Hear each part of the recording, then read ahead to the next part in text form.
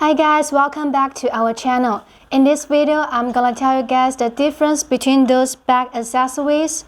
They are with different technology and quality. First, the materials. Look at this buckle. This one is made by the Zing with our 88 tons die casting machine. And this one is made by the pressing machine with the iron materials. So you can see there's a little gap on the surface, but the price is much cheaper. Second, the color planting. After the mounting layer planting, you can see this one. The color is very beautiful. It's very shiny. But if the planting is not good, just like this one, the color is easy to fade it.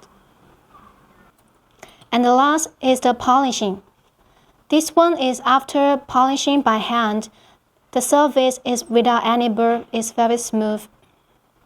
But if we didn't pay attention to polishing, you can see this one inside this place has a little burr and it will scrape the belt. So choose a high quality buckle is very important for protect the belt. Okay guys, that's all for this video. If you need more details, you are welcome to connect us and follow us, like us. Thank you for your watching.